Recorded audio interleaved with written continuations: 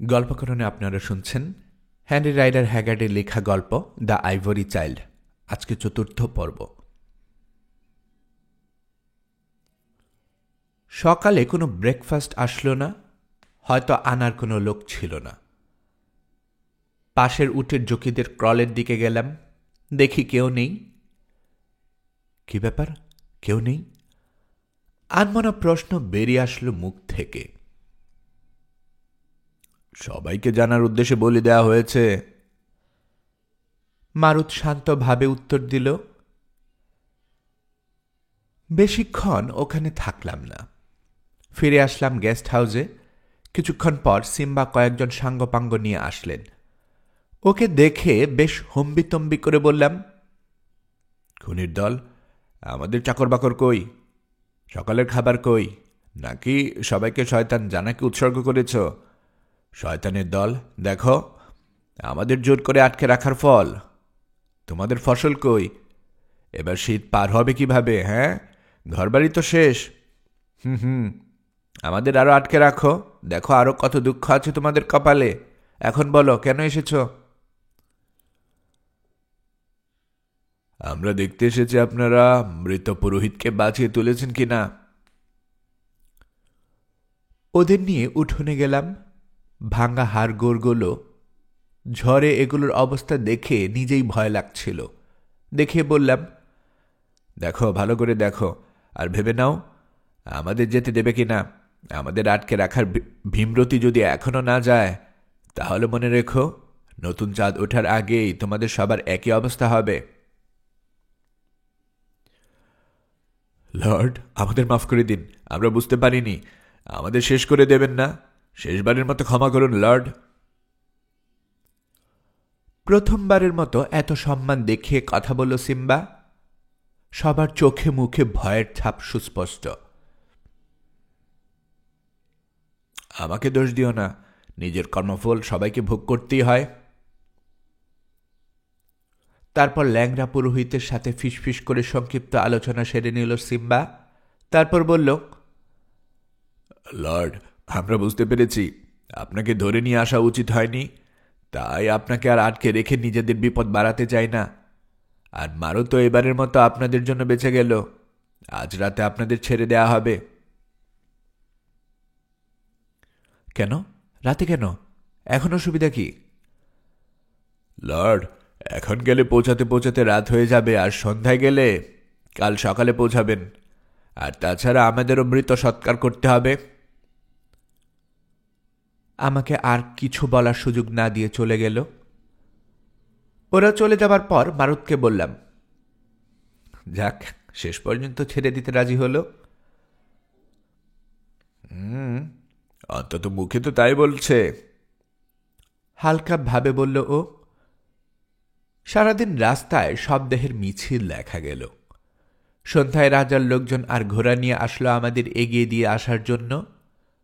উত্তরের রাস্তা ধরলাম। এবারও রাস্তার পাশে লোকজনের ভিড়, সবার চোখে স্পষ্ট ঘৃণা।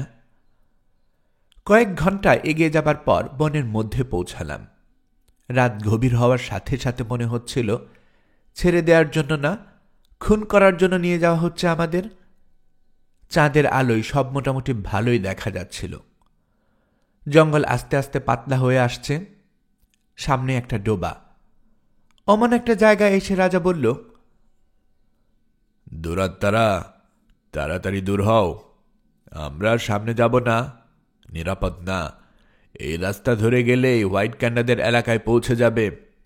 আর হ্যাঁ, রাস্তায় এমন কারো সাথে দেখা হতেই পারে যার মুখোমুখি কেউ হতে চায় না। তার চোখে শয়তানির ভাব। আমার চোখ এড়ালো না। কথা শেষ হতেই ঘোড়ার রাশ টেনে ফিরতি পথ ধরল সবাই। তো এখন কি করব? জিজ্ঞেস করলাম মারুতকে। এগিয়ে যাওয়া ছাড়া তো আর উপায় দেখি না। আচ্ছা, কেউ মুখোমুখি হতে চায় না মানে কি? কিসের ইঙ্গিত করল সিম্বা? মনে হয় জানার কথা বলছে। হালকা ভয় জড়ানো শোনালো মারুতের গলা।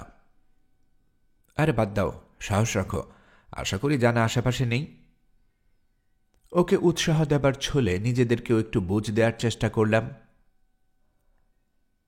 জানা না থাকলেও অন্য হাতির তো অভাব নেই এখানে। হাতিদের গোরস্থানটা যতদূর মনে পড়ে আশেপাশেই। তার মানে তুমি বলতে চাইছ ইংল্যান্ডে যে স্বপ্ন দেখেছিলাম সেটা একেবারে অবাস্তব না? হ্যাঁ লর্ড, হারুত একবার শিকারে এসে রাস্তা ভুল করে এই গোরস্থানে দেখেছিল। বেঁচে থাকলে আমরাও হয়তো আজ দেখব। আমি আর কিছু বললাম না। চারপাশে তাকিয়ে বুঝতে পারলাম এই এলাকা দিয়ে হাতির ভালোই যাতায়াত। হঠাৎ শখানেক দূরে বড় কিছু একটা নড়তে দেখলাম। বড় কোনো গরিলা অথবা হাতি হবে। মারুত ওটার উপস্থিতি বুঝতে পেরেছে। ফিসফিস করে বলল, জানা না থাকলেও ওর চর ঠিকই আছে। একটা প্যাঁচাকে দেখেও একই কথা বলল। কিছুক্ষণ পর একটা জায়গায় পৌঁছালাম। জায়গাটার সাথে র্যাগনার ক্যাসেলের দেখা সেই জায়গায় কোনো পার্থক্য নেই। আর মিনিট 10 যাবার পর দেখি সেই কিংবদন্তি গোরস্থান, হাজার হাজার হাতির দেহাবশেষ। সেই সময়ের অনুভূতি আমি কোনোভাবেই বোঝাতে পারব না। কিছু নতুন দেহ, আবার কিছু পুরাতন। এত পুরাতন যে উপরে ছত্রাকের আস্তরণ পড়েছে। কোয়ার্টার মাইল জায়গা জুড়ে আইভরি ছড়িয়ে আছে। নিজের চোখকে বিশ্বাস করতে কষ্ট হচ্ছিল। আইভরির দিকে মনোযোগ বেশিক্ষণ রাখতে পারলাম না। একটা বুড়ো হাতি কই থেকে যেন হাজির হলো। হাড় জিরজিরে শরীর দেখে বোঝাই যাচ্ছে পৃথিবীতে লম্বা একটা সময় কাটানোর সৌভাগ্য হয়েছে ওর। মিনিট খানেক ধরে হাজার হাজার হাড় ঘোরের মধ্যে একটা জায়গা বেছে সেখানে ধীরে ধীরে গেল, হাঁটু গেড়ে বসল। তারপর 2-3 বার একটু কেঁপে উঠল। মনে হলো মারা গেল। চোখ চলে গেল সেখান থেকে সদ্য মৃত হাতিটা থেকে 50 গজ দূরে একটা পাথরের ঢিবির কাছে। ওখানে কিছু একটা নড়ছিল। চাঁদ মেঘে ঢেকে যাওয়ার কারণে ভালোভাবে দেখতে পাচ্ছিলাম না। মেঘ সরে গেলে একটা সাক্ষাতের শয়তানের দেখা পেলাম। আমার পুরো শিকারী জীবনে আমি এত বড় হাতি দেখা তো দূরের কথা, এত বড় হাতি থাকতে পারে বলেও শুনিনি। মনে হলো প্রাক ঐতিহাসিক যুগের কোনো হাতি টাইম মেশিনে করে চলে এসেছে। দাঁত একটা বিরাট আর একটা ভাঙ্গা। দাঁত বড় হতে হতে নিচের দিকে বেঁকে গেছে। ছাই রঙের হাতিটার বয়স যে অনেক, সেটা ওর আকৃতি দেখেই বুঝলাম। আর ওটাই যে বিখ্যাত জানা, সেটা বোঝার জন্য আর কাউকে জিজ্ঞেস করার দরকার ছিল না। অবাক হওয়ার পালা শেষ হলেই বুঝলাম তাড়াতাড়ি কোথাও না লোকালে জীবনে আর অবাক হওয়ার কোনো সুযোগ আসবে না। একটা আইভরি স্তূপের পিছনে আড়াল নিয়ে শুয়ে পড়লাম। মারুতের বদৌলতে আমার কাছে একটা বড় বোরের রাইফেল আছে। এর মধ্যেই মারুতও কোথাও লুকিয়ে পড়েছে, কিন্তু কোথায় ঠিক জানি না। কিছুক্ষণের মধ্যেই জানার ওখানে আসার উদ্দেশ্য পরিষ্কার হল। ধীর পায়ে ও সদ্য মৃত হাতিটার দিকে এগিয়ে গেল। জানা কাছে যেতেই বুঝলাম আগের বুড়ো হাতিটা এখনো মারা যায়নি। আস্তে নড়ে উঠল। জানা তার বিরাট সুর তুলে মৃত পায়ে হাতিটাকে যেন বিদায় জানালো। তারপর সুর দিয়ে হাতিটাকে মেরে ফেলল। র্যাগনাল ক্যাসেলের স্বপ্নের সাথে বাস্তবতার হালকা পার্থক্য আছে। স্বপ্নে হাতে একটা মহিলা আর একটা শিশুকে মারতে দেখেছিলাম। যাই হোক, হাতিটা মারার পর বেশ রিল্যাক্সড হয়ে ফিরে যাচ্ছিল জানা, কিন্তু হঠাৎ থমকে দাঁড়াল। বাতাসে সুর উঁচে কিছু একটা শোকার চেষ্টা করল। আমার মাথায় বিদ্যুৎ খেলে গেল। ও আমার গন্ধ পাচ্ছে। এখন কি হবে বুঝতে পারছি না। জানা এখন আমাকে মারবে কিভাবে? দাঁতগুলো সোজা পেটে ঢুকিয়ে, নাকি গুতা মেরে আমাকে আকাশে ভ্রমণ করাবে, নাকি পায়ের নিচে ফেলে ভর্তা বানাবে? আর নিস্তার নেই। ওর পুরোহিতের ওকে পাঠিয়েছে আমাকে মারতে, মরণ নিশ্চিত। মারুতের ফিসফিস কানে এলো। তবে মরার আগে একটা কথা বলতে চাই, লর্ড রেগনাল স্ত্রীর... একদম চুপ, শয়তানটা শুনে ফেলবে। আমি আস্তে একটা ধমক দিলাম। আসলে সেই মুহূর্তে লেডি রেগনাল কেন, দুনিয়ার কারো প্রতি আমার কোনো আগ্রহ ছিল না। কিন্তু ধমক দিয়ে কোনো লাভ হলো না। জানা আমাদের উপস্থিতি টের পেয়েছে, আমাদের দিকে এগিয়ে আসলো, আবার দাঁড়ালো। বেশি হলে ওর 20 কদম দূরে সামনে আমরা। মারুতের আর সহ্য হলো না, ও লাফিয়ে উঠে দৌড় দিল লেকের দিকে। হয়তো ভেবেছিল পানিতে নামলে বেঁচে যাবে। ওর পেছন পেছন জানাও দৌড়, ঠিক যেন একটা রেল ইঞ্জিন। মারুত লেকে নামতেই সাঁতরাতে শুরু করল। ভাবলাম কুমির যদি না ধরে তাহলে মারুত এবারের মতো বেঁচে গেল, কিন্তু পরক্ষণেই ভুল ভাঙল। জানা আরো ভালো সাঁতারু, মারুত ব্যাপারটা দেখল, দেখে আবার তীরের দিকে ফিরতে শুরু করল। পানি থেকে উঠে সরাসরি আমার দিকে দৌড়ে আসতে শুরু করল। হঠাৎ মারুত দাঁড়িয়ে পড়ল, পেছন ফিরে তাকিয়ে হোলি চাইল্ডের নাম নিয়ে জানার গুষ্টি তুলে সাপ সাপান্ত করতে লাগল। শুনে অবাক লাগতে পারে, কিন্তু আমার মনে হলো জন্তুটা মারুতের কথা বুঝতে পারল। এক মুহূর্ত দাঁড়িয়ে থেকে কয়েকগুণ বেশি আক্রোশে মারুতের দিকে অগ্রসর হল। আমি চোখ বন্ধ করে ফেলেছিলাম। পর মুহূর্তে দেখলাম বেচারা মারুত আকাশে উঠছে। মনে হলো আর কখনোই নামবে না, কিন্তু শেষ পর্যন্ত নামল। পরেই মারা গেল বোঝা গেল। জানা শান্তভাবে ওর দিকে গেল, তারপর সুর দিয়ে তুলল। আমি মনে মনে বললাম, যাই হোক, এখন যদি ওকে নিয়ে অন্যদিকে চলে যায় তাহলে বাঁচা। কিন্তু আমার আশার মুখে বালি দিয়ে জানা মারুতকে সুরে নিয়ে ঠিক সেই পাথরের দিকে আসতে শুরু করল যেটার পিছনে আমি শুয়ে। বুঝলাম আমার গন্ধ পাচ্ছে। এখন দুনিয়াকে বিদায় জানানো ছাড়া হাতে আর কোনো কাজ নেই, তো বিদায় জানানো শুরু করলাম। জানা আমার একেবারে সামনে দাঁড়িয়ে মারুতকে আমার পাশে শুয়ে রাখল পরম যত্নের সাথে। তারপর আমাকে পরীক্ষা করতে শুরু করল। মাথা থেকে পা পর্যন্ত পরীক্ষা করে আমার প্যান্টের উপর দিয়ে মোটামুটি রকম জোরে গোতা মারল। ব্যথায় তো আমার অবস্থা খারাপ, কিন্তু একটু নড়াচড়া মানে নিশ্চিত মৃত্যু। তাই অনেক কষ্টে চুপচাপ থাকলাম। শয়তান হাতিটা তারপরেও কেন যেন নিশ্চিন্ত না, একটু সরে গেল চাঁদের আলোয় আমাকে ভালো করে পরীক্ষা করার জন্য। ভাবলাম এবার সব শেষ। প্যান্টে রক্তের দাগ দেখতে পেলেই ওই জানোয়ার আমার ইহলীলা সাঙ্গ করে দেবে। চোখ বন্ধ করে ঈশ্বরের কাছে প্রার্থনা করতে শুরু করলাম। ঈশ্বর শুনলেন। জানা চাঁদের আলোয় ভালো করে দেখে সন্তুষ্ট হতে পারল না, কেবল আমাকে মারার জন্য কান খাড়া করে রেডি হচ্ছে। তখনই কয়েক গজ দূর থেকে বন্দুকের আওয়াজ। চোখ খুলে উপরের দিকে তাকিয়ে দেখি দানবটার বাম চোখ থেকে ফিনকি দিয়ে রক্ত বের হল। জানা একবার সুর দিয়ে বা চোখটা ছুঁয়ে দেখল, তারপর কান ফাটানো একটা চিৎকার দিয়ে ঘুরে উল্টো দিকে দৌড় দিল।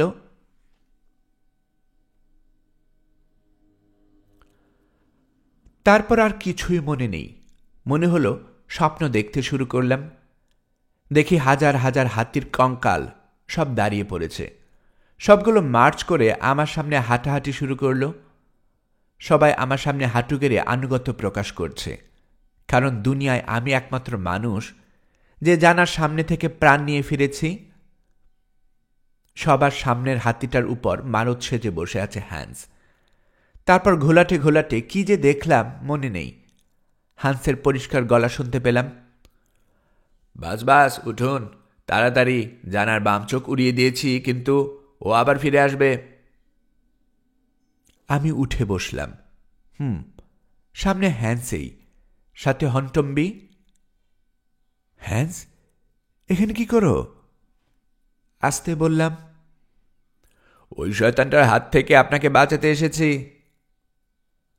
আমার দিকে ভালো করে তাকিয়ে আবার আগ্রহ নিয়ে বলতে শুরু করল, ভাগ্য ভালো, একেবারে সময় মতো এসেছি, নইলে তো সব শেষ। আর একটু দেরি হলেই আপনার ভর্তা বানিয়ে দিত আপনাকে। এখন তাড়াতাড়ি উঠুন, আমার সাথে একটা উট আছে, ওটাতে আমরা দুজন পালাতে পারবো। হুঁশ ফিরলেই ওই শয়তানের বাদশাহ জানা আবার এখানে আসবে। উঠুন তাড়াতাড়ি। আমি মারুতির দিকে একবার তাকালাম, দেখে মনে হচ্ছিল ঘুমাচ্ছে। হ্যান্স বলল, বাস, ওর দিকে তাকিয়ে আর লাভ নেই, ঘাড় ভেঙে সোজা না ফেরার দেশে চলে গেছে। আমি আর কিছু বললাম না। হ্যান্সের হাত ধরে দাঁড়িয়ে ওর কাঁধে ভর দিয়ে এগুতে শুরু করলাম। জীবনে ওইবারই আমার প্রথম নিজেকে এত দুর্বল মনে হয়েছিল। কিছু দূর যেতেই একটা ঢিবির আড়ালে একটা উট দেখতে পেলাম। আসার পথে হ্যান্স ওর গল্প শোনাল। আমরা ধরা পড়ার পর ওর মনে হয়েছিল ও আর যে কারো চেয়ে আমার জন্য বেশি কাজের, অথবা যদি মরে গিয়ে থাকে তাহলে তার প্রতিশোধ সে নেবে। প্রথমটাও বলেছিল, কিন্তু দ্বিতীয়টা আমি অনুমান করে নিয়েছি। রাত হবার পর চাঁদের আলোয় আমাদের অনুসরণ করতে থাকে, তারপর সিম্বা টাউনের বাইরে জঙ্গলে লুকায়। উটটাকে নিয়ে একটা গুহার মধ্যে থাকতে শুরু করে, আর দিনের বেলা গাছের উঁচু উপর চড়ে চালায় ওর শহরের ভেতর পর্যবেক্ষণের কাজ। ওখান থেকে ও আমাদের দেখে, তারপর ঝড়ে গাছের পাতা পড়ে গেলে ওর জন্য ওখানে লুকিয়ে থাকা মুশকিল হয়ে দাঁড়ায়। তারপর ও ওই এলাকা ছেড়ে চলে আসে। তারপর সে আমাদের লেকের পাড় ধরে আসতে দেখে আর আমাদের সাথে সাথে আসতে থাকে। উটের পিঠে করে আমরা এগোতে থাকলাম। শ্যাডল ব্যাগ থেকেও একটা ব্র্যান্ডির ফ্লাস্ক বের করে দিল। স্ট্রং ড্রিঙ্ক ও নিজেও অনেক পছন্দ করত, কিন্তু এতটুকু সে খরচ করেনি। যদি আমার কোনো কাজে লাগে সেই ভেবে। আমি এখনো দেখতে পাই আমার সেই চির শুভাকাঙ্ক্ষী আমার সামনে বসে একদম উট চালিয়ে নিয়ে যাচ্ছে। অনেকক্ষণ চলার পর আমরা বিশ্রামের জন্য থামলাম। চারপাশে যেন ঘাসের কার্পেট বিছানো। একটা টিলার উপর দাঁড়িয়ে মাইল 10 দূরের নদীটা দেখা গেল। হায় কপাল, সামান্য এই টিলার উপরে উঠতেই দেখতে পেলাম স্বয়ং জানাকে। সুর উঁচিয়ে দাঁড়িয়ে, এত দূর থেকেও বোঝা গেল কঠিন রেগে আছে। হারামজাদে দেখি চোখ খুঁজতে খুঁজতে চলে এসেছে, হ্যান্স বলল। রেস শুরু। নেহাতে উটটা ভালো ছিল, আর কয়েকদিন আরাম করে আর খেয়ে বেশ তরতাজা ছিল। বোঝা যতটা সম্ভব কমিয়ে নিলাম। উটের গতি ভালো, মাইলের পর মাইল দৌড়ে চলেছে। আর পেছনে জানা, যেন গানবোটের পেছনে লেগেছে ক্রুজার। উট সর্বোচ্চ গতিতে দৌড়াচ্ছে, কিন্তু জানার প্রতি 100 গজে কয়েক গজ করে দূরত্ব কমিয়ে নিচ্ছে। আধা ঘন্টার পর আমরা যখন নদীর পাড়ে, তখন জানা খুব বেশি হলে 50-60 পা দূরে। কিন্তু নদী দেখে সাহস ফিরে পেলাম। হ্যান্সকে বললাম, এবারের মতো হয়তো বেঁচে গেছি। সেটা আপনি বলতে পারেন বাস, উটটা ভালো দৌড়ায়। মনে হচ্ছে আমার পেটের ভেতরটা ফাঁকা হয়ে গেছে, কিন্তু আমি তো এখনো নিশ্চিত হতে পারছি না, কারণ জানা আরো ভালো দৌড়াচ্ছে। আর তাছাড়া সামনে পাথর, উটের জন্য সেটা মোটেও সুখকর কথা নয়। তার উপর আবার সামনে নদী। আর জানা যে কেমন সাঁতারু সেটা মারুত ভালো জানে। তবে বাস, আপনি যদি গুলি করে ওর হাঁটু বা সুরে লাগাতে পারেন তাহলে আলাদা কথা। চুপ করো গাধা, উটের পিঠ থেকে লাফাতে লাফাতে শুট করবো কিভাবে? তুমি উঠ ছোটাও তাড়াতাড়ি। কিন্তু হায়, হ্যান্স ঠিকই বলেছিল। মরুভূমির জাহাজ উট পাথরের উপর কতটুকু অকেজো সেটা পাথরের উপর এসে আমরা টের পেলাম। এদিকে আমাদের গতি কমতে দেখে জানা যে গতি আরো বাড়িয়ে দিল। আমরা ততক্ষণে নদীতে, জানা খুব বেশি হলে 10 গজ দূরে। ওর বাঁ চোখ থেকে এখনো রক্ত পড়ছে। উট পানিকে যত ভয় পায়, হাতিকে তার চেয়ে বেশি ভয় পায়। তাই সুবিধেই হলো, আমরা পানিতে 4-5 ফুট নেমে গেছি। তারপর জানা পানি ছিটাতে শুরু করে আমাদের দিকে এগিয়ে আসছে। দূরত্ব আবার খুব বেশি হলে 5 গজ।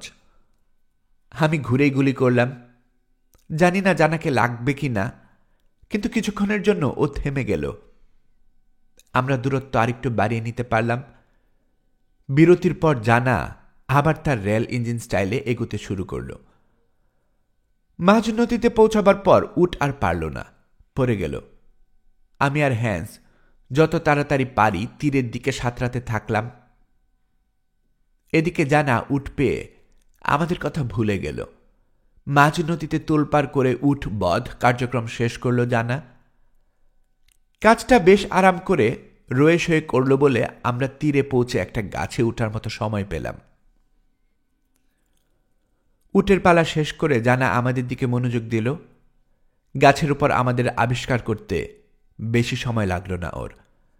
গাছের নিচে এসে সে প্রথমে সুর দিয়ে গাছটা উপড়ে ফেলার চেষ্টা করে ব্যর্থ হল। তারপর দাঁত দিয়ে মাটি খুঁড়ে চেষ্টা করল, কিন্তু পাথরের প্রলেপ থাকার কারণে সে করতে পারল না সেটা। আরেকটা বুদ্ধি ফাটল। দৌড়ে এসে গাছের গায়ে ধাক্কা দিতে শুরু করল। এবার খম্বকাবার, কিন্তু ঈশ্বরকে ধন্যবাদ, গাছ উপড়াল না, কিন্তু ঝাঁকিতে মনে হচ্ছিল পাকা আমের মতো দুজন ডাল থেকে পড়েই যাব। আমি হয়তো পড়েই যেতাম, কিন্তু লেজ ছাড়া বানর ওই হটেন্ট হ্যান্স আমাকে ধরে রাখল।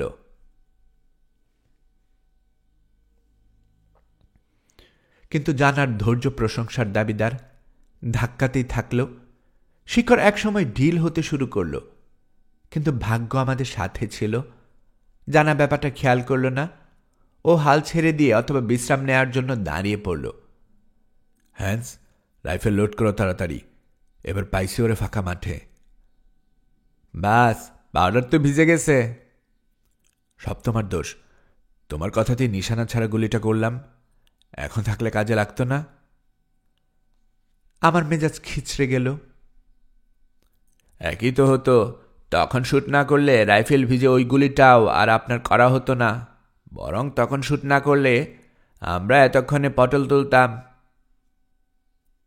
কথা সত্যি, কিন্তু শত্রুকে সামনে পেয়েও রাইফেল হাতে নিয়ে গাধার মতো বসে থাকা যে কতটুকু বিরক্তিকর, সেটা যে ওই অবস্থায় পড়েনি তাকে বোঝানো যাবে না। কয়েক মিনিট পর জানা নতুন বুদ্ধি চালল।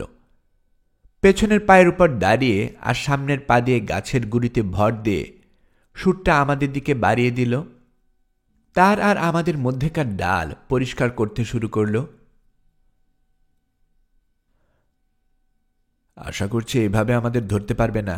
এভাবে ধরতে চাইলে পাথরের উপর পাথর সাজিয়ে তার উপর ওকে দাঁড়াতে হবে।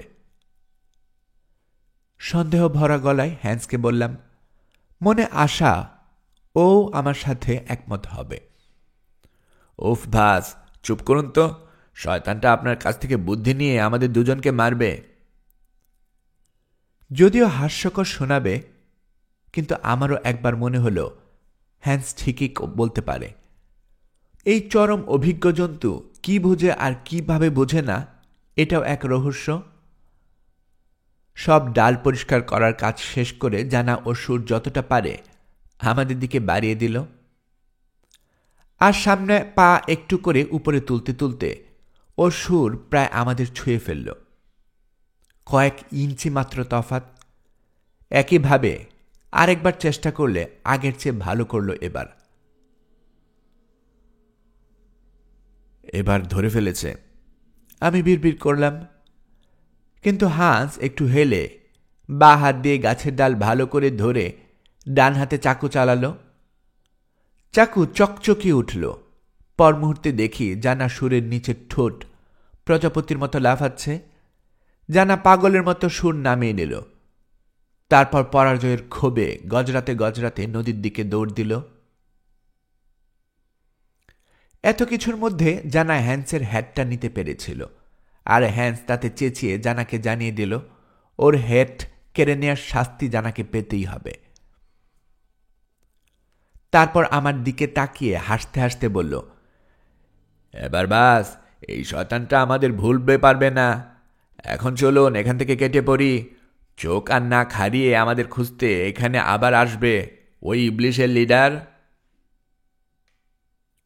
যত তাড়াতাড়ি সম্ভব ওখান থেকে সটকে পড়াই বুদ্ধিমানের কাজ। কোন দিকে যেতে হবে বুঝতে কোনো অসুবিধা নেই, কারণ হোয়াইট ক্যান্ডাদের হোলি মাউন্টে দেখা যাচ্ছে আমাদের থেকে 20 মাইলের মতো দূর। কিন্তু কয়েক ঘন্টা টানা হাঁটার পর মনে হলো আগের দূরত্বই বহাল আছে, কমছে না। 10 মাইলের মধ্যে কোনো জনমানব থাকে বলে মনে হলো না। তারপর কিছু উট আর গবাদি পশু দেখা গেল। আরেকটু সামনে গিয়ে পাওয়া গেল ভুট্টার ক্ষেত। ওই ভয়ঙ্কর শিলা ঝড় এদিকে আসেনি বোঝা গেল। পেট ভরে ভুট্টা খেয়ে আবার হাঁটা শুরু। আবার জনমানব শূন্য এলাকা। যেতে যেতে ক্লান্ত হয়ে পড়লাম, তবু হ্যান্সের কাঁধে ভর দিয়ে এগুতে থাকলাম। একসময় মনে হলো অনন্তকাল পর একটা গ্রাম দেখতে পেলাম। আমাদের দেখে গ্রামের লোকজন কৌতূহলী হয়ে উঠল। কয়েকজন সশস্ত্র লোক এসে আমাদের ঘিরে ধরল। আমি ওদের বোঝাতে চেষ্টা করলাম আমরা হারুতের বন্ধু, কিন্তু ওরা কিছুতেই মানতে চাইল না যে ওদের কোনো বন্ধু ব্ল্যাক ক্যান্ডাদের এলাকা থেকে আসতে পারে। খেয়াল করলাম বেশিরভাগের গায়ের রং ব্ল্যাক ক্যান্ডাদের চেয়েও হালকা, কিন্তু কেউ কেউ ওদের মতোই, মানে জাতিটা মিশ্র। যাই হোক, ওরা কোনোভাবেই মানতে চাইল না আমার কথা। খুন করতে বদ্ধপরিকর। বলল, তোমরা সিম্বার চর, তোমাদের গা থেকে এখনো জানার গন্ধ আসছে। শোনো সাদা ছাগল আর হলুদ বানর, আমাদের বোকা বানানোর চেষ্টা করো না। ভালো, তাহলে মেরে ফেলো আমাদের, আর নিজেদের উপর ডেকে আনো দুর্ভিক্ষ, ঝড়, যুদ্ধ। বেশ তেজ দেখে বললাম। এবার কাজ হলো। ওরা একটু দ্বিধার মধ্যে পড়ে গেল, কিন্তু পরে আবার আগের অবস্থানে ফিরে আসলো। আমরা যেহেতু শত্রুদের এলাকা থেকে এসেছি, তাই আমাদের বাঁচিয়ে রাখা উচিত হবে না। আমার আর কথা বলতে ইচ্ছে করল না, বসে পড়লাম। ক্লান্তিতে চোখ বন্ধ হয়ে এলো। যে কোনো সময় ছুরি নেমে আসবে গলায় ভেবেও চুপ করে আছি। চোখ হয়তো আর খুলতে হবে না, কিন্তু হ্যান্সের জন্য খুলতে হলো। সামনে একদল লোক আসছিল উটের পিঠে চড়ে। সবার সামনে লোকটা যে হারুত, চিনতে বেশি অসুবিধা হলো না। ও সোজা আমাদের খুন করতে চাইছিল যে দলটা, তাদের নেতার দিকে এগিয়ে গেল।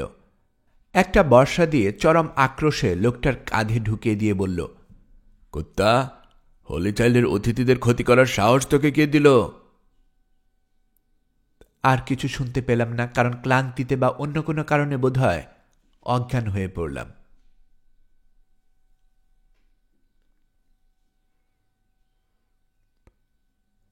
এরপর অনেক দুঃস্বপ্ন দেখার পর যখন চোখ খুললাম, দেখি মাটি থেকে ইঞ্চি 3 উঁচু একটা বিছানায় শুয়ে আছি।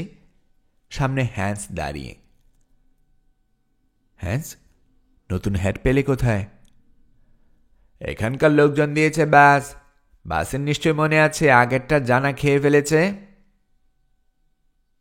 আমার তখন কিছু মনে পড়ছে, কিছু পড়ছে না। ওকে জিজ্ঞেস করলাম আমরা কোথায়। টাউন অফ চাইল্ডে। আপনি অজ্ঞান হয়ে যাবার পর আপনাকে বয়ে আনা হয়েছে। আপনি গত 3 দিন ধরে ঘুমাচ্ছেন। লম্বা বিশ্রামের দরকার ছিল, এখন ক্ষুধা পাচ্ছে। আচ্ছা, সেই লর্ড আর বেনাকি এখানে আছে নাকি ওদেরও মেরে ফেলা হয়েছে? তারাও এখানে আছে, নিরাপদে আছে। আপনি আসার পর থেকে ওনারা আপনার দেখাশোনা করছেন। ঠিক সেই সময় সেবেজ একটা সুপের বাটি হাতে নিয়ে ঘরে ঢুকল। দেখতে রেগনাল ক্যাসেনের মতো স্মার্ট লাগছে। অভিনন্দন স্যার, আপনাকে আবার পেয়ে ভালো লাগছে। আমরা তো ভাবছিলাম আপনি আর নেই। ওকে ধন্যবাদ দিয়ে স্যুপটা খেয়ে নিলাম। আমার জন্য আরও কিছু রান্না করতে বললাম। তারপর হ্যান্সকে বললাম লর্ড রেগনালকে খুঁজতে। হ্যান্স বের হয়ে যেতেই হারুত আসলো। আন্তরিকভাবে বউ করে প্রাচ্যের কাদায় বসল। কোনো পবিত্র আত্মা আপনার সাথে আছে? অবশ্যই আপনার সাথে আছেই, নইলে আপনাকে আবার ফিরে পাবো ভাবিনি।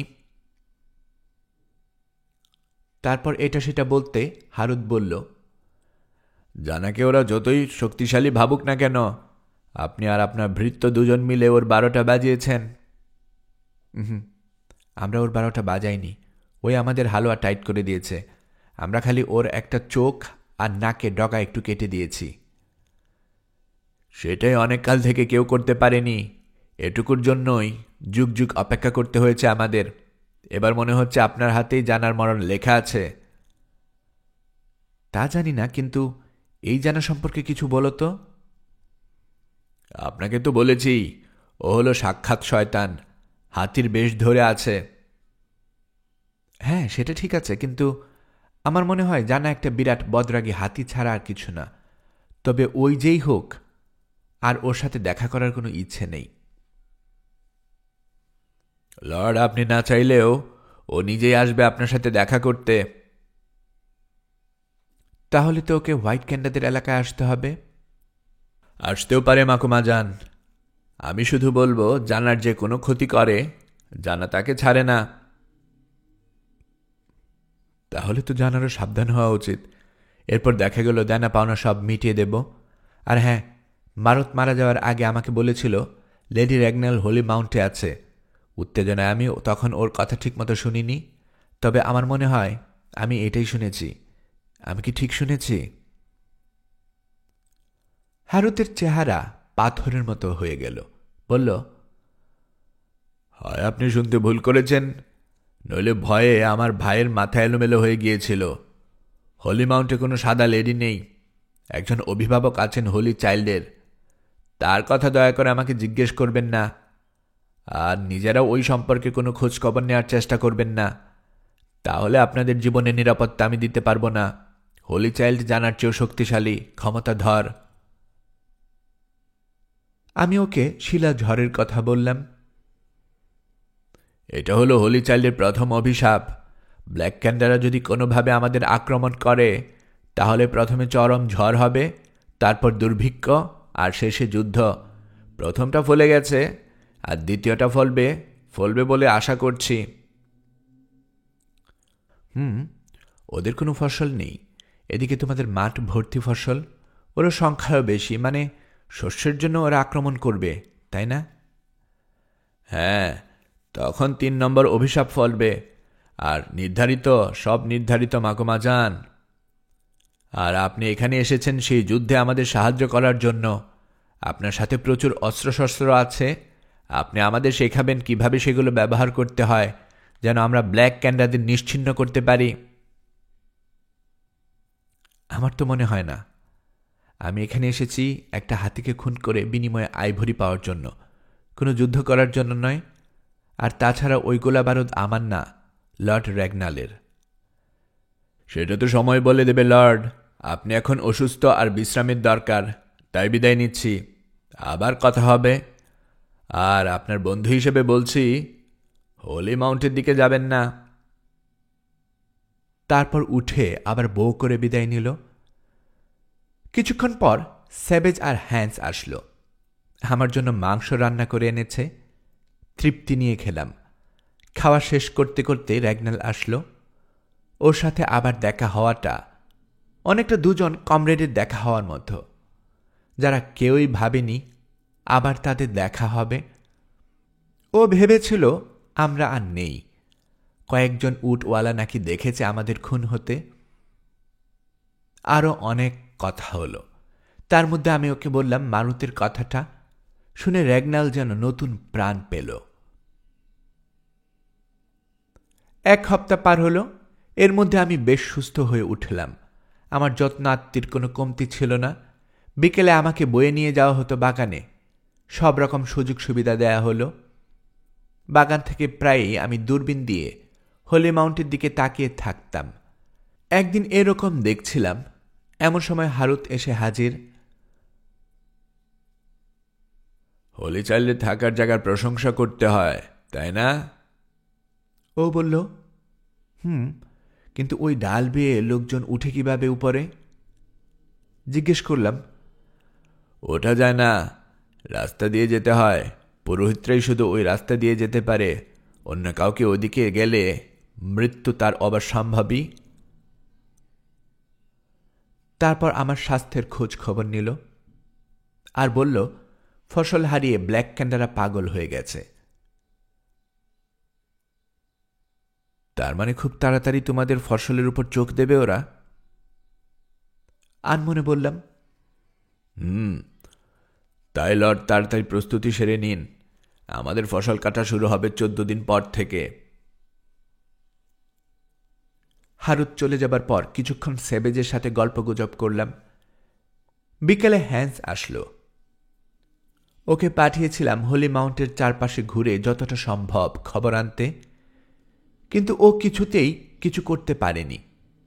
ওদিকে যাওয়ার সময় স্থানীয় কিছু লোকের কাছে ধরা পড়ে ও।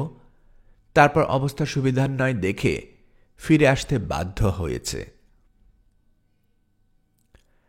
একটা পার্টিশন দিয়ে আলাদা করা ঘরের এক পাশে থাকি আমি আর হ্যান্স, আর আরেকটাতে র্যাগনাল আর স্যাভেজ। রাতে ঘুমানোর পর হঠাৎ র্যাগনাল এসে হাজির। র্যাগনালকে বিরক্ত মনে হলো, আর স্যাভেজ তো ধরতে গেলে ভয়ে শুধু কাঁদতেই বাকি রেখেছে। কি হলো জিজ্ঞেস করলাম। আমরা দুজনে আমার স্ত্রীকে দেখলাম এইমাত্র, র্যাগনালের চাঁচা ছোলা উত্তর। ওর দিকে ভালো করে তাকাতেই বলতে শুরু করলো কাহিনী। স্যাভেজ আমাকে ডেকে বলল রুমে কেউ আছে। উঠে দেখি জানালার কাছে আমার স্ত্রী দাঁড়িয়ে আছে। কি পরেছিল সাথে সাথে জিজ্ঞেস করলাম। একটা সাদা রোবের মতো কিছু, চুল ছেড়ে দেয়া কিন্তু ভালোভাবে আঁচড়ানো। আর কিছু না, গলায় সেই নেকলেস ছিল যেটা ওই ফাজিলরা ওকে দিয়েছিল। লক্ষণীয় আর কিছু? হ্যাঁ, ওর কোলে একটা বাচ্চা নিয়েছিল, যতদূর মনে হয় মরা বাচ্চা। তারপর কি হলো? আমি তো পুরো স্তম্ভিত। ও শুধু আমার দিকে তাকিয়ে আছে। ওকে এত সুন্দর লাগছিল যে কি বলবো, খোদার কসম, ওর ঠোঁট একবারও নড়েনি। কিন্তু আমি আর স্যাভেজ দুজনই স্পষ্ট শুনলাম, হোলি মাউন্টে জর্জ। আমাকে ফেলে দিও না, হোলি মাউন্টে খোঁজো, প্রিয় আমাকেই পাবে। তারপর আমি লাফ দিয়ে উঠলাম, আর ও অদৃশ্য। এখন সেবেজ তুমি বলো কি দেখলে? ঠিক লর্ড যা বললেন তাই, এক বিন্দু কম না বেশিও না, শুধু পার্থক্য এটুকুই, আমি জেগেছিলাম, কারণ একটা সাপের স্বপ্নে দেখে ঘুম ভেঙেছিল।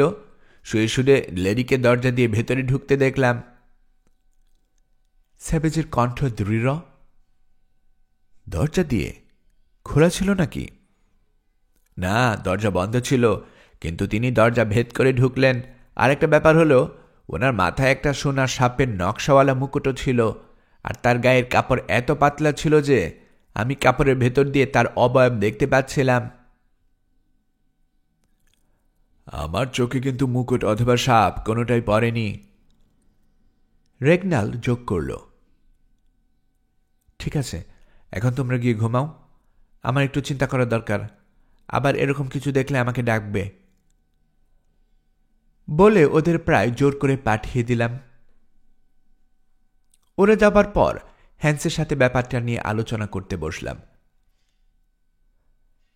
এখন কি বলবে হ্যান্স?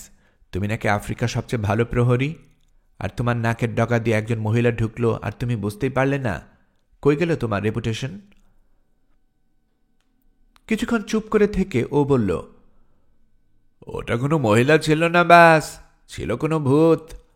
ভোর হওয়ার আধ ঘন্টা আগে থেকে আমি জেগে আছি, কিন্তু একবারও দরজা খুলতে দেখিনি। রাতে দরজার এ মাথা থেকে ও মাথা পর্যন্ত একটা মাকড়সার জাল বুনেছে। জালটা এখন আগের মতোই অক্ষত আছে। বলুন বাস, দরজা খুললে কি ওটা থাকতো? গিয়ে পরীক্ষা করে দেখলাম দরজা আসলেই খোলা হয়নি। তার মানে হয় ওদের হ্যালুসিনেশন অথবা অন্য অলৌকিক কিছু একটা দেখেছে। পরদিন ব্রেকফাস্টের সময় রেগনাল বলল, কাল রাতের ব্যাপারটা নিয়ে ভাবলাম, আমি এতটা পাগল এখনো হইনি যে নিজে নিজে উল্টাপাল্টা জিনিসপত্র দেখব। আর তাছাড়া স্যাভেজও একই জিনিস দেখেছে। তাই ঠিক করেছে আমার স্ত্রী যা বলেছে তাই করব। হোলি মাউন্টেই খুঁজব ওকে। কিভাবে? জিজ্ঞেস করলাম, নিজে যাব ওখানে? সম্ভব না রেগনাল, আমার পায়ের অবস্থা এখনো ভালো হয়নি, হাঁটতেই পারি না ঠিকমতো। সেখানে পাহাড়ে চড়ব কিভাবে? সেটা জানি, তাই ভাবছি একটা কাজে সবার জীবন বিপন্ন করা মোটেও বুদ্ধিমানের কাজ না। ঠিক করেছি একাই যাব, কিন্তু স্যাবেজ আমাকে ছাড়তে চাইছে না। আমি ওকে অনেক বোঝাবার চেষ্টা করলাম একা না যাওয়ার জন্য, সময় সুযোগ বুঝে সবাই যাওয়া যাবে। কিন্তু রেগনাল থামার পাত্র না, তাই ভগ্ন মনে ওকে বিদায় দিতেই হলো। ও যাবার পর হ্যান্সের খুব মন খারাপ হয়ে গেল। বললাম, কি ব্যাপার, মন খারাপ কেন হ্যান্স? ব্যানার জন্য খারাপ লাগছে। খুব ভালো মানুষ ছিল, আমাকেও খুব ভালোবাসতো, আর রান্নাও করতো ভালো। এখন এই অপছন্দের কাজটাও আমাকে করতে হবে। পরিষ্কার করে বলো কি বলতে চাচ্ছ। আর তোমার তো চিন্তার কোনো কারণ নেই, স্যাভেজ এখনো বেঁচে আছে আর শীঘ্রই ফিরে আসবে। আসবে না বাস, আমি তার চোখে মৃত্যুর ছায়া দেখেছি।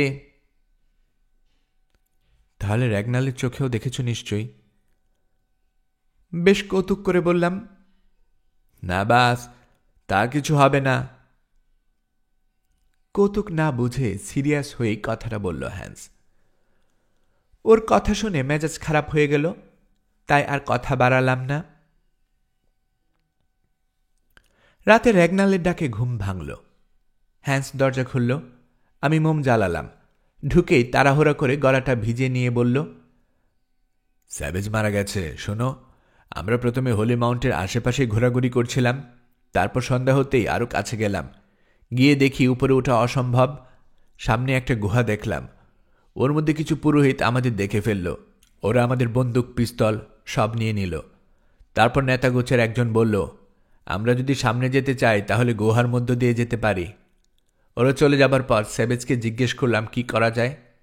ভেবেছিলাম ও চাইবে ফিরে যেতে, কিন্তু ও বলল, চলুন এগিয়ে যাই। এই অসভ্যদের দল যাতে বলতে না পারে সাদা মানুষরা তাদের বন্দুক পিস্তল ছাড়া সামনে এগোতে ভয় পায়। আর আপনি যেতে না চাইলে অসুবিধা নাই, আমি একাই যাব। তাই আমরা গুহায় ঢুকলাম। স্যাভেজ আমার আগে নেমে পড়েছে, তাই আমার থেকে ৮-৯ গজ সামনে ছিল। হঠাৎ খুব জোরে হিসিসানি শুনতে পেলাম, সাথে স্যাভেজের চিৎকার। ওর হাত থেকে লণ্ঠন পড়ে গেছে, কিন্তু তখনও জ্বলছিল। আমি ওটা তুলে নিয়ে উপরে দেখি স্যাভেজ আমার থেকে ১০ কদম দূরে, আর ওর সামনে বিরাট একটা সাপ। এত বড় সাপের কথা আমি আর কোনো দিনও শুনিনি।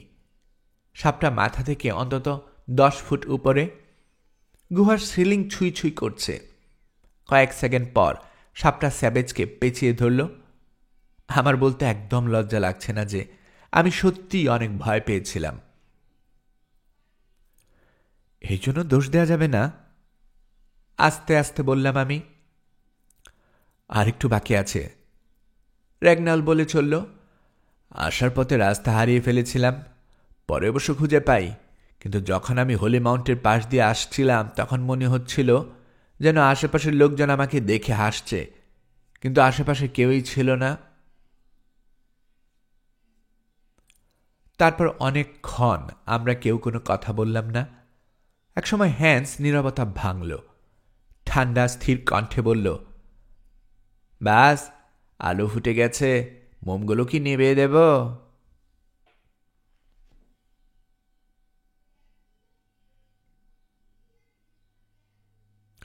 কয়েক ঘন্টা পর কয়েকজন স্থানীয় লোক আসলো। স্যাভেজ আর রেগনালের বন্দুক পিস্তল ফেরত দিয়ে গেল। বলল সেগুলো তারা কুড়িয়ে পেয়েছে। কোনো কথা বললাম না। সন্ধ্যায় হারুত আসলো। স্যাভেজ ওরফে বেনার কথা জিজ্ঞেস করলাম। ও বলল জানে না। মিথ্যা বলো না, তুমি ভালো করেই জানো তোমাদের গুহায় ওই সাপ ওকে খেয়ে ফেলেছে। কি জানো না? আমার মেজাজ খারাপ হয়ে গেল। বলেন কি মাকুমা যান, আপনারা কি ওই গুহার দিকে গিয়েছিলেন নাকি? বেশ অবাক হয়ে, অথবা অবাক হওয়ার ভান করে বলল হারুত। ঢং করো না ঘুনি কোথাকার। রেগনাল বেশ ঝাড়ি মেরে বলল, আমাকে দোষ দিচ্ছেন কেন লর্ড? আপনারা যদি সাপের সামনে যান তাহলে তো সাপ আপনাদের মারবেই, আর আগেও আমি আপনাদের ওদিকে যেতে নিষেধ করেছিলাম। বাজে কথা রাখো। তুমি ভালো করেই জানো আমরা কেন তোমার এই ফালতু দেশে এসেছি। কারণ আমি জানি তোমরা আমার স্ত্রীকে ধরে এনেছ তোমাদের ঘোড়ার ডিমের হোলি চাইল্ডের জন্য। রেগনাল এখনো রেগে আছে। ভুল হলো, আমরা আপনার স্ত্রীকে আনিনি। কারণ পরে আমরা বুঝতে পারি যে তিনি আসলে মহিলা নন। আর লর্ড মাকুমাজানো এখানে আপনার স্ত্রীকে খুঁজতে আসেনি, এসেছেন জানাকে খুন করতে, যার বিনিময়ে তিনি অনেক আইভরি পাবেন। মাঝে হ্যান্স বান্টুতে বলতে শুরু করল, সবই বুঝলাম, কিন্তু তোমরা ওই সাপকে ওখানে রেখেছ কেন? তোমরা যদি না পারো তাহলে আমি মেরে দিচ্ছি। ঠিক আছে, চেষ্টা করে দেখুন, কেউ আপনাকে কোনো বাধা দেবে না। যদি পারেন তাহলে আমরা আপনার নতুন একটা নাম দেব, সর্পরাজ। তারপর আমার দিকে ঘুরে বলল, লর্ড মাকুমাজান, আপনার পায়ের ব্যথা এখনো কমেনি বুঝতে পারছি। আপনাকে হোলি চাইল্ডের একটা মলম পাঠিয়ে দেব, দেখবেন তাড়াতাড়ি ঠিক হয়ে যাবে। তারপর ওই বান্টুতে বলতে শুরু করল, মাই লর্ড, যুদ্ধ শুরু হতে দেরি নেই। ব্ল্যাক ক্যান্ডারা তাদের লোকজন জড়ো করতে শুরু করেছে। আপনার সাহায্য দরকার। আমি 7 দিনের জন্য টাভা নদীর দিকে যাব কয়েকটা কাজে, আসলেই দেখা হবে। বলে সবাইকে বউ করে চলে গেল। এখানে বলে রাখা ভালো, হারুত যে মলম আমাকে দিয়েছিল সেটা দিয়ে 2 দিনেই আমার পা ব্যথা ভালো হয়ে গেল। পরের কয়েকদিনে আর কোনো বলার মতো ঘটনা ঘটেনি। আমরা মাঝে মাঝে আমাদের জন্য দেয়া পানি কার্টে করে এদিকে ওদিকে নিয়ে ঘুরলাম। একদিন হোলি মাউন্টের দিকে গেলাম, সাথে হ্যান্স ছিল, কিন্তু ওকে চিন্তিত মনে হলো। বুঝলাম কিছু একটা চলছে ওর ভেতর। সেদিন রাতে হঠাৎ হারুত হাজির। দেখে মনে হলো কোনো ঝামেলায় পড়েছে। লর্ড ওরাকল বলছে শিগগিরই জানার সাথে আপনার দেখা হবে, আর ব্ল্যাক ক্যান্ডালের সাথে আমাদের হবে যুদ্ধ। সেজন্য আমরা একটা অনুষ্ঠানের আয়োজন করেছি। আমাদের দাওয়াত কই? বসে থেকে থেকে হাত পা জং ধরে গেছে। অবশ্যই আসবেন, কিন্তু কোনো অস্ত্র নেবেন না দয়া করে। তারপর আমার স্বাস্থ্যের খবর নিয়ে বিদায় নিল। সেদিন থেকে হ্যান্স হঠাৎ উধাও। আমার বাক্সের চাবি নিয়ে খুলে কিছু একটা নিয়ে গেছে। ভাবলাম জিন ব্র্যান্ডি কিছু একটা নিয়েছে। পরদিন সকালে দেরি করে ব্রেকফাস্ট করলাম। কফির কেটলি নিয়ে ঢুকল হ্যান্স। হ্যান্স, তুমি একটা চোর। ওর দিকে তাকিয়ে বললাম, সেটা ঠিক বাস। তারপর এটা সেটা কথা হবার পর ও বলল, বাস কি আজ রাতে ওই সাপের গুহার মধ্যে যেতে চান? না পেঁচিয়ে, যা বলবে পরিষ্কার করে বলো। ভাবলাম মদ খেয়ে এখনো কিছু টাল। ওই সাপের বাপকে মেরে ফেলেছি। দেখে মাতাল তো মনে হচ্ছে না, কিন্তু মদের ঘোর তো এখনো কাটেনি, সেটা বোঝা যাচ্ছে। চুপ করো। আমার কথা বিশ্বাস না হলে নিজেরাই চলুন, ওখানে গিয়ে দেখবেন। এবার আমি একটু সিরিয়াস হয়ে জিজ্ঞেস করলাম, আসল কাহিনী কি বলো তো? কাহিনী খুব বেশি না বাস। আপনার কি মনে নেই, এক লোক বলেছিল হোলি মাউন্টের আশেপাশে যে ছাগলগুলো চড়ে বেড়ায় সেগুলো ওই গুহায় দিয়ে থাকে তার খাদ্য? মনে আছে, কিন্তু তার সাথে সাপের মরার সম্পর্কটা কি? ও বাস, যেটা খেলে আপনি মরবেন সেটা খেলে সাপেও তো মরবে, তাই না? মুচকে হাসতে হাসতেও বলল, ফাজলামি বাদ দিয়ে ঝেড়ে কাশো তো। আচ্ছা বাস, আপনার জিন বক্সে একটা জিনিস ছিল না যেটা চামড়া না পচার জন্য পানিতে মেশানো হয়? হ্যাঁ, আর্সেনিক ক্রিস্টাল। আমি ওগুলোর নাম জানি না। প্রথমে ভেবেছিলাম চিনি, তাই একবার একটু চুরি করেছিলাম। একবার চিনি শেষ হয়ে গেলে আপনাকে না বলে আপনার কফিতে ওটা মিশাই। আপনাকে বলার কথা মনে ছিল না যে চিনি শেষ। হায় কপাল, আমরা এখনো বেঁচে আছি কিভাবে? কারণ দেওয়ার আগে মনে হলো একটু নিশ্চিন্ত হওয়া দরকার, তাই ওই চিনি দুধে মিশিয়ে ব্যাজেটাউনের ওই হলুদ কুকুরটাকে খেতে দিলাম। যেটার কথা আপনাকে বলেছিলাম যে পালিয়ে গেছে। খাবার পর কয়েকবার ঘেউ ঘেউ করে মরে গেল। তারপর দুটো মুরগিকে খাওয়ালাম, সে দুটো মরল। তারপর বাস বেনা আমাকে বলল যে ওটা একটা বিষ। আর আমার মাথায় ওখান থেকে বুদ্ধি আসলো যে ওই সাপকে ওটা দিয়ে মারা সম্ভব। তখন আমি আপনার চাবি চুরি করে জিনের বাক্স থেকে ওই জিনিসের 1 পাউন্ডের দুটো কৌটা নিলাম। একটা খুলে ½ পাউন্ড পানিতে চিনির সাথে মিশিয়ে গরম করলাম, আর বাকিটা দিয়ে 12টা ছোট প্যাকেট তৈরি করলাম। তারপর সব নিয়ে গেলাম ওই পাহাড়ের কাছে। সেখানে ছাগলগুলো চড়ছিল, আশেপাশে কেউ ছিল না। আমি একটাকে ধরে ওর গায়ে ভালো করে ওই বিষ মেশানো পানি মাখিয়ে দিলাম। তারপর লোমের ভেতর ওই 12টা প্যাকেট ভালো করে ঢুকিয়ে দিলাম যাতে পড়ে না যায়। তারপর ওটাকে গুহার ভেতর পাঠিয়ে দিলাম। কিছুক্ষণ পর হাড় ভাঙ্গার আওয়াজ শুনে বুঝলাম ছাগলটাকে খাওয়া হচ্ছে। আমি আমার জায়গায় বসে আছি। ঘন্টা খানেক পর মনে হলো শখানেক লোক একসাথে হিসির শব্দের তালে তালে যুদ্ধের নাচ নাচছে। কিছুক্ষণ পর সাপটা গুহা থেকে বের হয়ে আসলো। সাপ যে এত বড় হতে পারে আমি কল্পনাও করতে পারিনি। জুরুল্যান্ডে যেগুলো হরিণ খায়, এটার কাছে এগুলো কিছুই না। কিছুক্ষণ ঘোড়ার চেয়েও দ্রুত এদিক ওদিক ছোটাছুটি করে হোলি মাউন্টের গায়ের কাছে চুপ করে পড়ে থাকলো। আমি ভাবলাম মরে গেছে, কিন্তু আধ ঘন্টা পর আবার নড়তে শুরু করলো। আমি জীবনে কোনো সাপকে এত অসুস্থ হতে দেখিনি। আস্তে আস্তে আবার গুহার মধ্যে ঢুকে গেল। আরও আধ ঘন্টা পর আমি ধীরে ধীরে গুহার মধ্যে ঢুকলাম, সাথে একটা লণ্ঠনও নিলাম। তারপর একটু ঢুকে দেখি সাপের বাপ চিৎপটাট হয়ে শুয়ে আছে। খুব খুশি লাগলো। আমার বন্ধু ব্যানার প্রতিশোধ নিয়েছি, এই হলো কাহিনী। ব্যাস যাই, থালা বাসনগুলো ধুতে হবে। আমাদের আর কিছু বলার সুযোগ না দিয়ে চলে গেল। আমি রেগনালকে বললাম, এখন কি?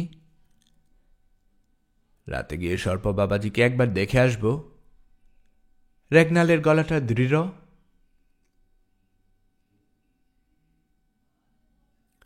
সন্ধ্যার পর 3 জন ক্যান্ডাদের পোশাক পরে বের হলাম। বের হতে স্থানীয় এক লোকের সাথে দেখা। আমাদের দেখে সে বলল, মাকুমাজান, আপনাদের কারো কাছে কোনো অস্ত্র নাই তো, তাই না? না, তুমি চাইলে সার্চ করতে পারো। না না, আপনাদের কথাই যথেষ্ট। অস্ত্রশস্ত্র ছাড়া আপনারা যেখানে ইচ্ছে যেতে পারেন, কিন্তু আপনাদের জন্য ভালোই বলছি, ওই গুহার কাছে যাবেন না। ভেবেছিলাম বেশ খানিকটা দূর হবে, কিন্তু 1 ঘন্টার মধ্যেই হ্যান্স আমাদের একটা টানেলের মুখে নিয়ে গেল। যদি এরকম হয়, হ্যান্স মাতাল হয়ে উল্টাপাল্টা বকেছে, যদি ওই সাপের আরও ফ্যামিলি মেম্বার ওই গুহায় এখনো থাকে, আর ওর বউ বাচ্চা যদি মেজাজ খারাপ করে গুহার ভেতর আমাদের জন্য বসে থাকে, তাহলে বড়ই বিপদ। এইসব চিন্তা মাথায় ঘুরছিল। এই সময় হ্যান্স বলে উঠল, বাস, আপনারা এখানেই দাঁড়ান, আমি ভেতরে যাই। যদি আমার কিছু হয় তাহলে আপনারা পালানোর সময় পাবেন। ওর কথা শুনে আমার নিজের কাছেই লজ্জা লাগলো। একটু ইতস্তত করে ওর বিড়াল স্বভাবের কথা ভেবে ওকে যেতে দিলাম। কয়েক মিনিট পরেই আবার হাজির হলো। বলল, কোনো অসুবিধা নাই বাস, সাপের বাপরে ঠিক মতোই পটল তুলেছে। জাহান্নামে এতক্ষণে ওকে রোস্ট বানানো হচ্ছে। বিশ্বাস না হলে নিজেরাই এসে দেখে নিন। আমরা ভেতরে গেলাম। দেখি বিরাট এক সাপ মরে পড়ে আছে।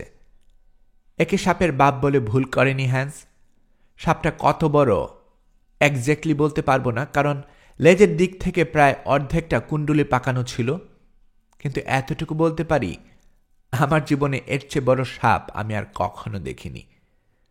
শুনিনি এরকম বলবো না, কারণ আফ্রিকার বিভিন্ন এলাকায় এসব সাপের অস্তিত্বের কথা আমি শুনেছিলাম। তবে কুসংস্কারচ্ছন্ন আদিবাসীদের অন্ধবিশ্বাস বলেই ধরে নিয়েছিলাম।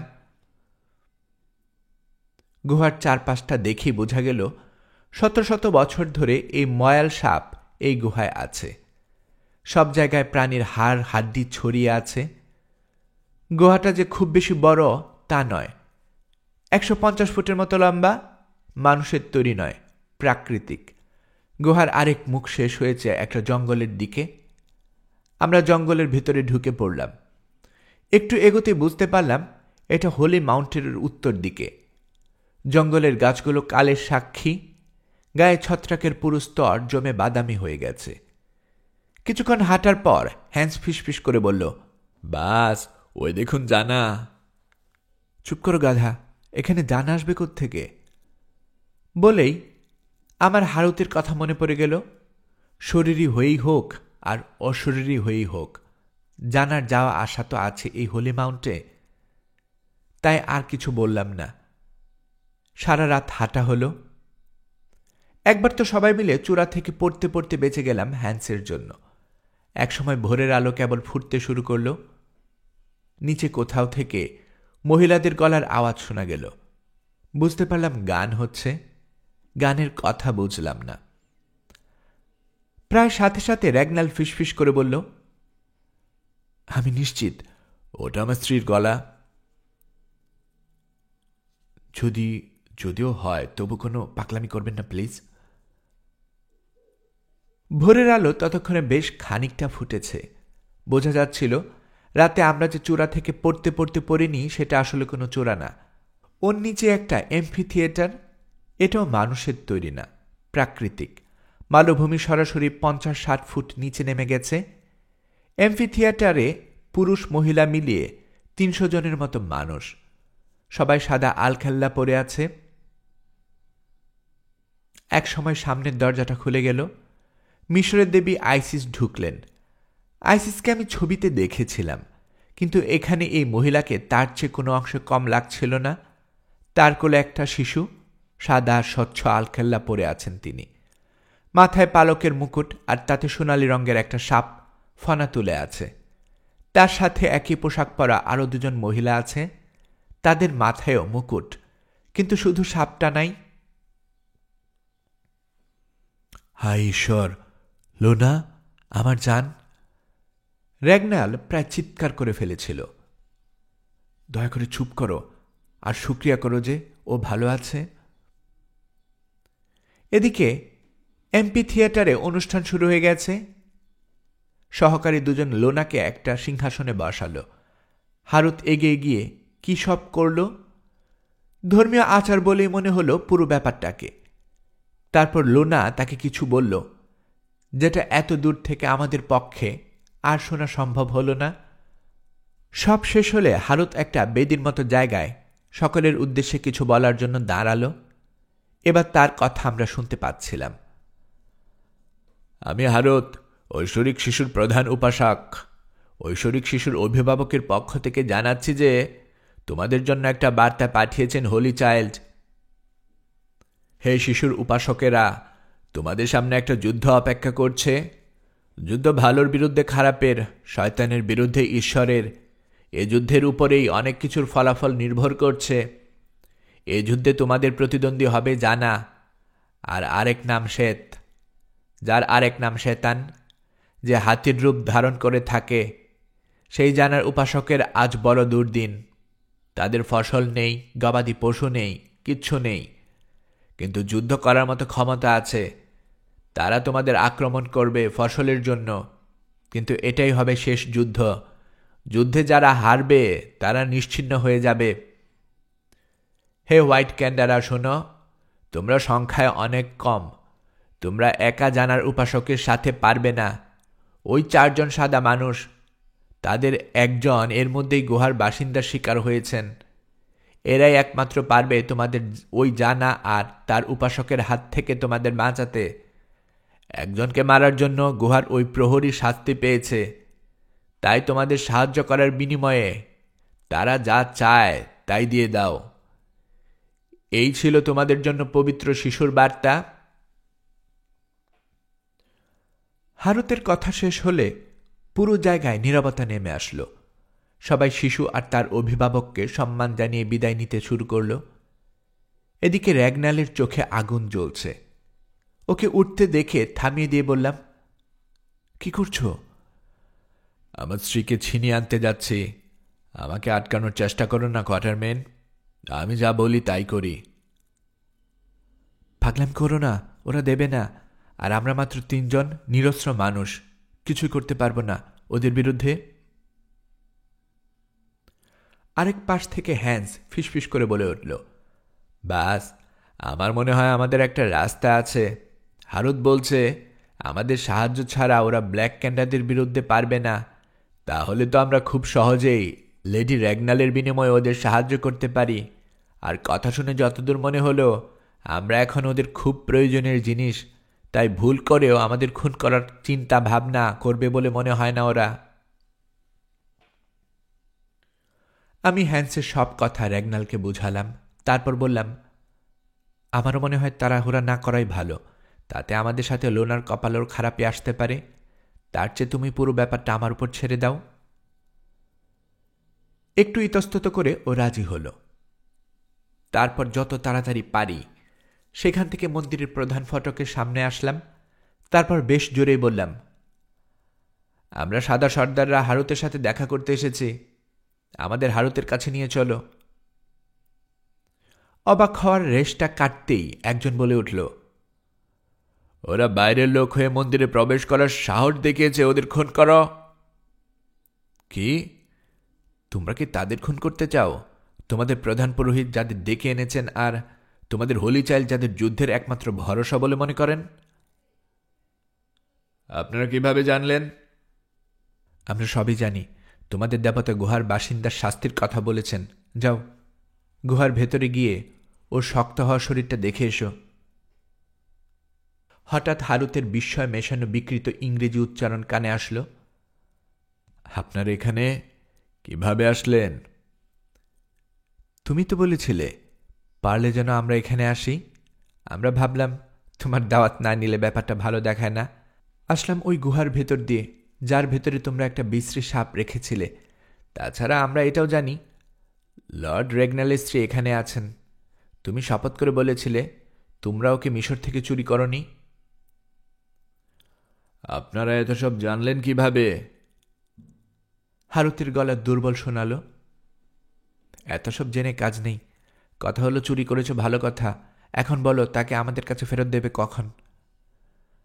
সেটা সম্ভব না। তার আগে আমরা আপনাকে অথবা তাকে খুন করব। সে পবিত্র শিশুর অভিভাবক, তাকে ফিরিয়ে দেয়া যাবে না। এদিকে র্যাগনালকে আর ঠেকানো গেল না।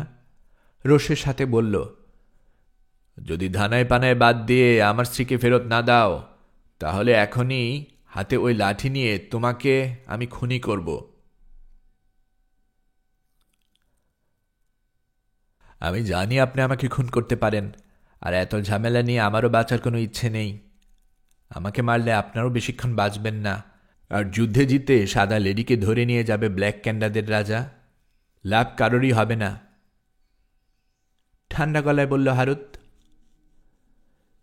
মাঝখানে আমি বললাম, থামো তোমরা। নিজেদের মধ্যে ঝগড়া না করে অন্য কিছু ভাবতে হবে আমাদের। তারপর হারুতকে বললাম, আমরা জানি তোমাদের ওরাকল বলেছে আমাদের সাহায্য ছাড়া তোমরা ব্ল্যাক ক্যান্ডারদের হারাতে পারবে না। বিনিময়ে আমরা যা চাই তাই দিতে বলেছে। এখন আমরা যা চাইব তা যদি তুমি না দাও, তাহলে আমরাও তোমাদের কোনো সাহায্য করতে পারব না। বেশ, বলুন কি চান আপনারা? আমরা চাই তুমি প্রতিজ্ঞা করো জানাকে মারা আর ব্ল্যাক ক্যান্ডারদের বিদায় করার পর লেডি র্যাগনালকে সুস্থভাবে আমাদের কাছে ফেরত দেবে। মনে হয় না সম্ভব, তবু আমি অন্যান্য পুরোহিতদের সাথে কথা বলে দেখি। তারপর হারুত আমাদের একজন প্রহরীর সাথে মন্দিরের ভেতরে এক জায়গায় পাঠালো। আমাদের রেখে প্রহরী চলে গেল। কিছুক্ষণ পর আমাদের জন্য খাবার আসলো। খাওয়া শেষ হওয়ার কিছুক্ষণ পর ডজনখানেক পুরোহিত সহ হারুত আসলো। বোঝা গেল আলোচনা হয়েছে। তারা সবাই বসলো আমাদের সামনে। হারুতের হাতে পবিত্র শিশুর মূর্তি। এটা সেটা কথা হলো।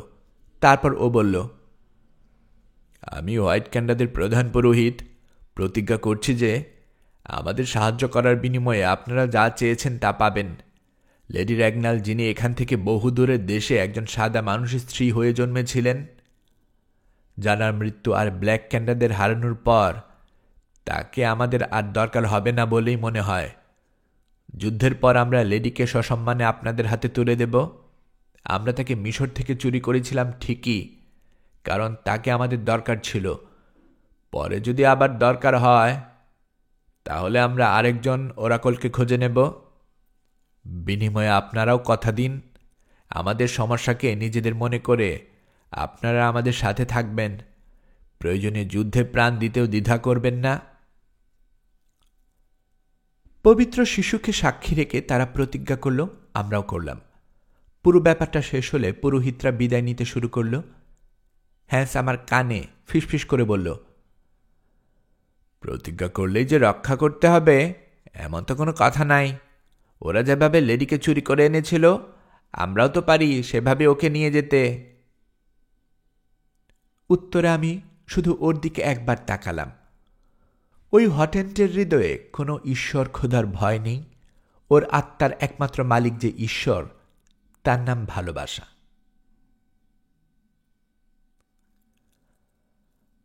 গল্পকরণে এতক্ষণ আপনারা শুনছিলেন হেনরি রাইডার হ্যাগার্ডের লেখা গল্প দি আইভরি চাইল্ড এর ৪র্থ পর্ব।